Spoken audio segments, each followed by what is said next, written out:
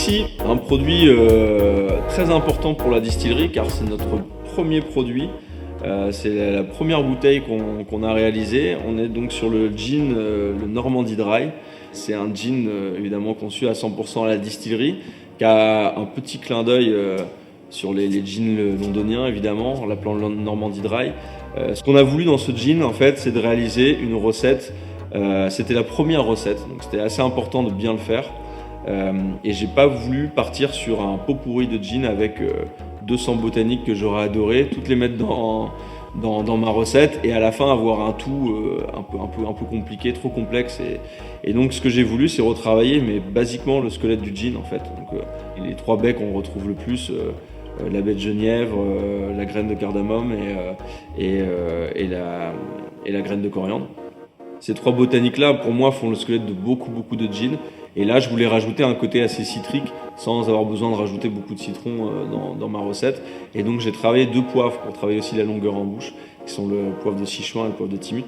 Donc là, c'est des petites baies aussi qu'on vient doser avec délicatesse, parce qu'il ne faut pas en mettre de trop, sinon ça envahit complètement le produit. Donc en fait, une recette est un squelette très simple.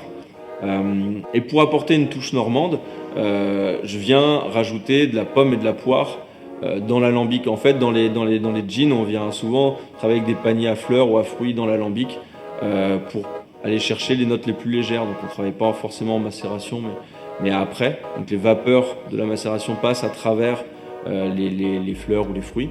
Et donc voilà, on travaille très simplement. En fait, c'est un produit très épuré, simple, mais du coup qui a plu tout de suite à un public assez large sur les aficionados de gin qui retrouvent les marqueurs importants, qui retrouvent une décomposition note après note en bouche des gros marqueurs du gin et aussi tous les nouveaux amateurs de gin qui viennent goûter, qui n'aimaient pas mais qui s'y mettent. Donc voilà, on plaît vraiment beaucoup sur ce produit. On est sur une réduction à 43 degrés parce qu'on trouve que la concentration aromatique est très bien à 43 degrés.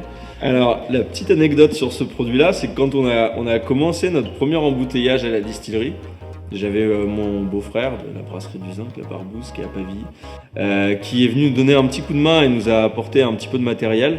Et j'avais rien pour mettre en bouteille mon premier lot. Donc il m'a apporté une petite embouteilleuse 4 becs dont on se sert pour la bière principalement, et qui est en gravité. Et la suite va être facile à comprendre.